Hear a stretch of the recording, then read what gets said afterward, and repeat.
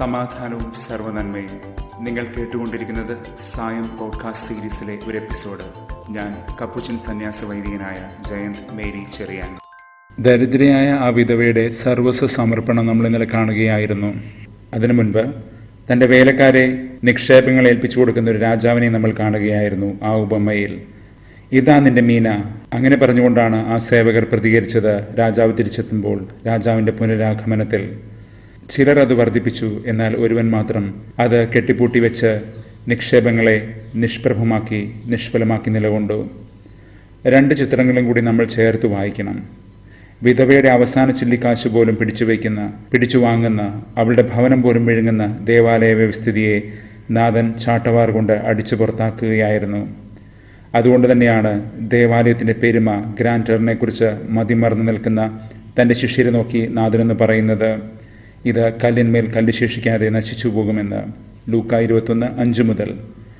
മർക്കോസ് 13 ഈ സന്ദർഭത്തിൽ പത്രോസ്, യാക്കോബ്, യോഹന്നാൻ, അന്ത്രയോസ് എന്നീ ശിഷ്യന്മാരാണ് നാഥനോട് ഇതിനെക്കുറിച്ചുള്ള വിശദാംശങ്ങൾ പിന്നീട് ആരായുന്നത്. ഇതൊക്കെ എപ്പോൾ സംഭവിക്കും, അതിൻ്റെ അടയാളങ്ങൾ എന്തായിരിക്കുമെന്ന്. അടയാളം, അതൊരു സൈനിക അടയാളം പോലെയാണ് അവർ പ്രതീക്ഷിക്കുന്നത്.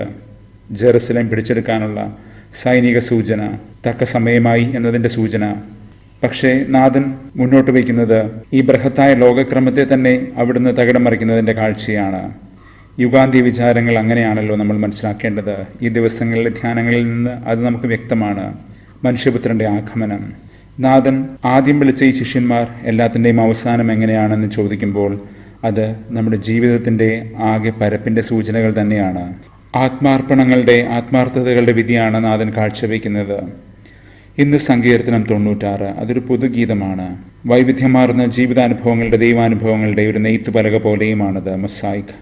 ഈ സങ്കീർത്തനം മേൽപ്പറഞ്ഞ ദൈവിക ഗരിമയെയും പകിട്ടിനെയും ഗ്രാൻഡ് വിവരിക്കുന്നുണ്ട് ദേവാലയത്തിൻ്റെ കാഴ്ചയിൽ. പക്ഷേ യഥാർത്ഥ പകിട്ട് എന്താണെന്ന് കൂടി അത് പഠിപ്പിച്ചു തരുന്നുണ്ട്. ദൈവം ഒരു രാജാവാണെന്ന് ആർത്തുല്ലസിക്കുന്ന ഈ സങ്കീർത്തനം ദൈവത്തിന് അനുയോജ്യമായ നമ്മുടെ നിയതമായ കാഴ്ചകളെ കൂടി സൂചിപ്പിക്കുന്നുണ്ട്. Apportioned offering Meena. ആദ്യമേ സൂചിപ്പിച്ച ആ ഉപമയിൽ ആ ഭൃത്യന്മാർ കാഴ്ചവെക്കുന്നതും ഇതേ വാക്കുകൊണ്ട് തന്നെയാണ്. ഇതാ നിന്റെ മീന എന്ന് പറഞ്ഞുകൊണ്ട്. യഥാർത്ഥ ആരാധന എന്നത് ജീവിത ബലികൾ, sacrificial offerings of oneself, അതാണെന്ന് സൂചിപ്പിക്കുകയാണ് ഈ വിശുദ്ധ കീർത്തനം. വിധവയുടെ കാണിക്കയുടെ ഒരു സംഗീത ഭാഷ്യം പോലെ.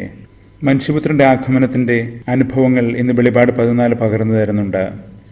പ്രവാചകന്മാർ വഴി മുന്നറിയിച്ചിട്ടുള്ളതാണിത്, പ്രത്യേകിച്ച് ജോയൽ 3:13.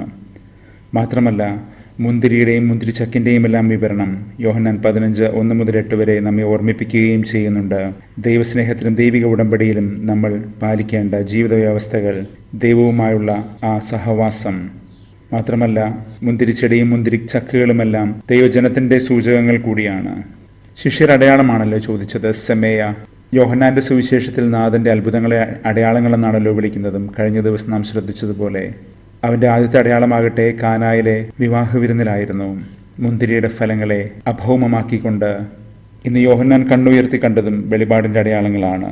ഭൂമിയിൽ സ്വർഗം കലരുന്നതിൻ്റെ അഭൗമ സൗന്ദര്യം.